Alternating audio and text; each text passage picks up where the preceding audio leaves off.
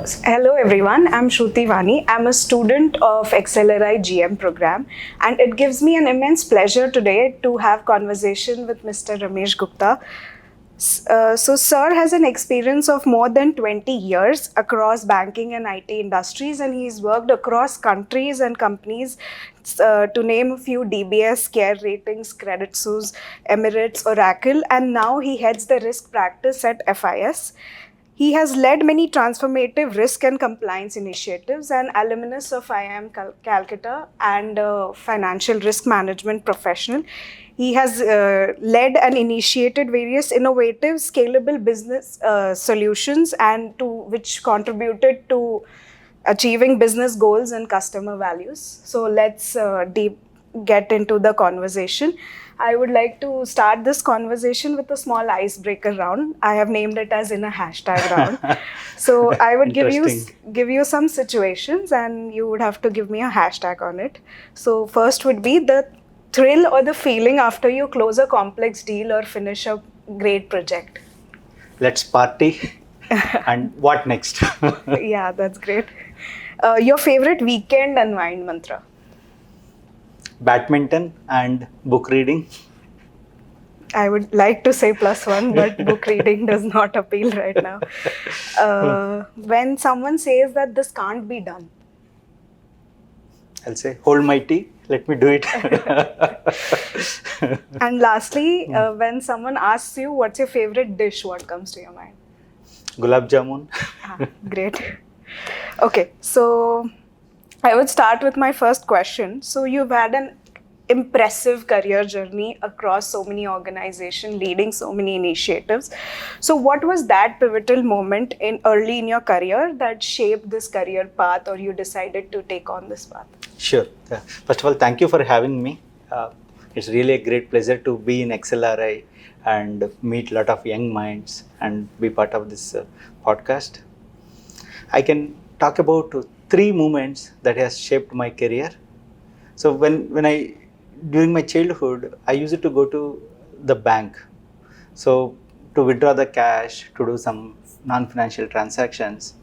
And whenever I see the cashier, he used to have so much cash. And then when the cash is over, he used to go to the safe, pull some cash and get it. So I used to think that, okay, all the cash that I'm depositing, all the cash all the customers are depositing must be in that safe, and then he is bringing it. And then I used to think, okay, how the bank earns money then. So this kind of enthusiasm, inquisitiveness was there in my mind. And when I joined the bank after my MBA, so then I started realizing, okay, what are banks, how do they earn money, and how do they contribute to the benefit of the society. And I got the opportunity to work in retail banking, corporate, forex, risk management in different areas of the banking. And then that made me a thorough professional in different areas of the banking. And then during 2008 financial crisis, I saw that many good banks like Lehman Brothers got failed. This gave me a good thinking about what should I do, how can I contribute to make the banks more resilient. I also got a thought that working in a bank as a banker, I can serve only one set of the customers. Maybe if the branch has say 2000 customer base, I would serve those 2000 customers. Or maybe if I sit in the IT department of the bank, probably I could serve to all the customers indirectly. But if I get into IT industry and if I can develop IT solutions, I can be part of the innovation that develops IT solutions, I can serve many more banks. I can, in fact, serve the banking world. That made me to move to IT industry and get specialized in the risk management area. And I also got the opportunity to work closely with the Basel regulations, convert those regulations into IT solutions, and then go and implement it in the customer's place. So that all give me a good exposure. And in the recent area, when I looked at AI, which is going to really disrupt the entire market, I started seeing it as an opportunity, and I started implementing AI models. I started working on AI proof of concepts, and then that gave me more confidence, and then I started offering these items as part of our IT solutions. So that was a very noble thought that after getting into banking, the first thought that came to your mind is to improve the services for people. So that was very good to hear. And as you have mentioned about AI, and we spoke about this in our panel discussion also, and also there was a very interesting quote that came out that victory belongs to those who are most adaptive. Yes. But Yes. at the same time, we are seeing a lot of technological disruption happening. So, and this leads to some kind of fatigue or resistance to change. So, what would be one advice that you give to your team, or you would like to give to young students like us to bear in our mind to turn this disruption into an opportunity? So the analogy that generally people talk about here is the comparison between the dinosaurs and then the cockroaches. Yeah. So dinosaurs are huge, they can't be defeatable, one part of the period, but they couldn't survive in the long run, right? Whereas the cockroaches, they can survive anywhere in the world, even if you put it in Amazon forest, even if you put it in our kitchen, anywhere, they can survive. The main difference is adaptability. So I tell all my younger generation to be adaptable, to learn new things, be flexible, understand what is your current status, what is your current skills level, and then where do you want to reach from as is to future state.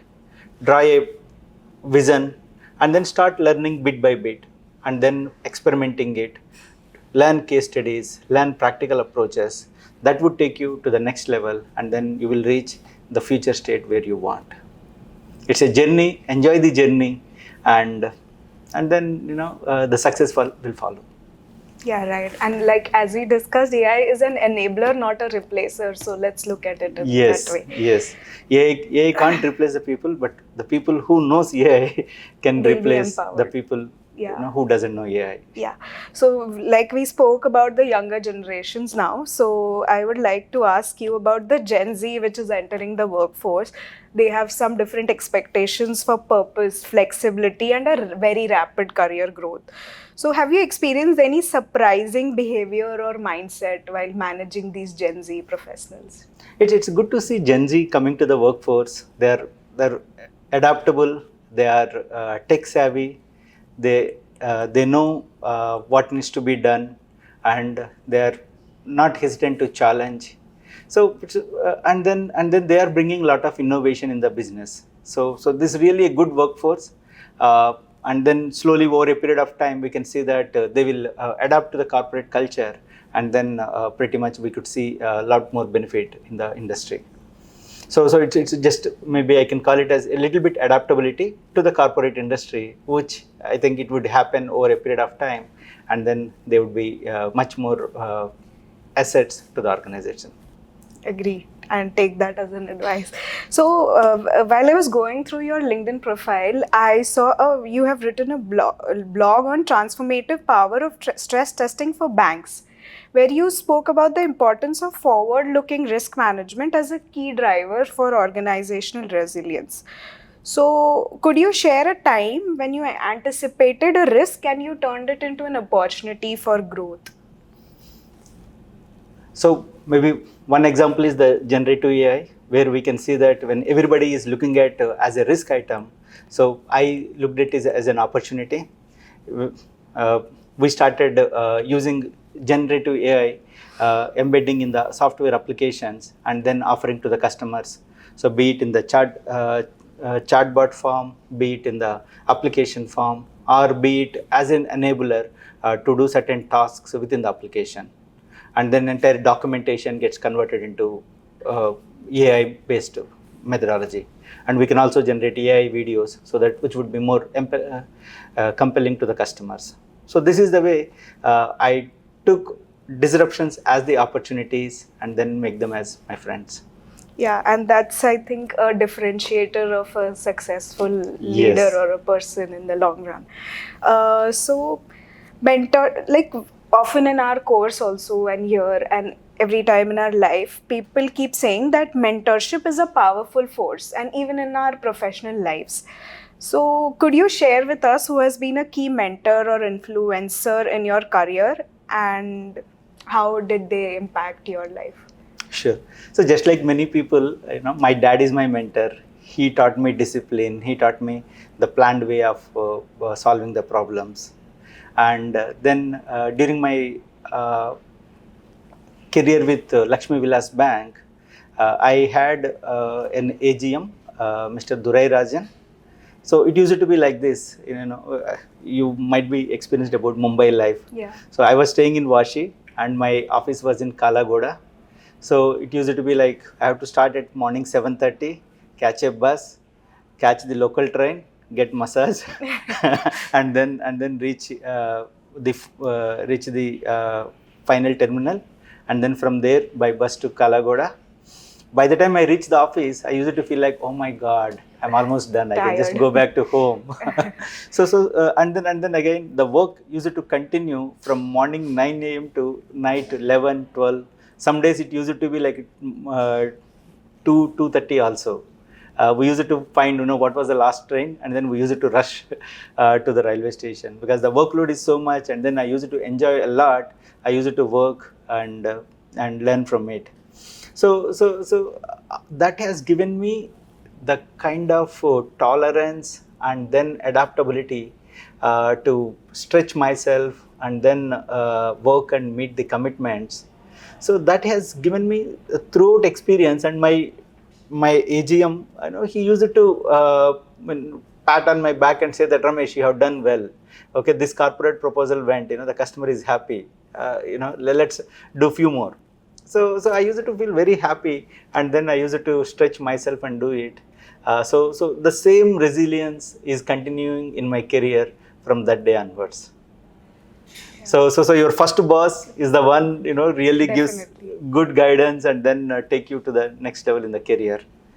And then recently I met Araceli, Mrs. Araceli. So she is based out of Switzerland. She is one of my mentors who taught me about more about the leadership qualities and how to be build an innovative career. So these three are the people who have really cherished my life. And I would consider Mumbai also as a mentor because Yes, it yes. teaches a lot of resilience. Yes, Mumbai has a beauty of living. It has its own charishma. Yeah. So, I really Vibrance. love it. So, one question, can you sum up your leadership philosophy in one sentence? Situational leadership. So, like, adapt to the situation. Adapted to the situation. So there is no right way to do the leadership. So some people say micromanagement is wrong. Some people say give too much freedom to people. So all the things are based on the situation. So. And just a last question from my side. So we as MBA students, we are now aspiring to work into consulting, leadership, transformation roles, finance roles. So what is one piece of advice you would give us about building a right skill set, mindset, and a resilience for a successful career in such fast evolving times? You all are in the right path. So India was considered as a services-based economy, and now it is turning to product-based economy. Product management is a wonderful area. Product managers are like little CEOs of the product. So they have the entrepreneurship mindset is the best thing to inculcate. And then you look at the product management as a deep expertise area and get full expertise in it. And similarly, the strategic thinking and interpersonal skills. And you can, and then if you look at the product management also, so it's a very wide area. Yeah. So you need to look at which is the area you want to, which is the industry you want to serve. Is it BFSI? Is it healthcare? Is it into supply chain management? So you choose your area and get the secondary skill as that industry expertise. And the third is make sure that the practicality, the case study based method is understood, and then start experimenting it. Don't worry for the failures. Just continue your journey. The success is always with you. Yes, and so that so deeply resonates with what we study in our class. So our sir also mentioned that every product is a business in itself, and every small business problem gives you a lifelong learning. So that is what we carry, and what you said, that adaptability is the key, and Yes. mold yourself as per the situation. So these were very great insights I got from this discussion, and it was really nice interacting with you. Thank you, Shruti. Thank you for having me. Thank you.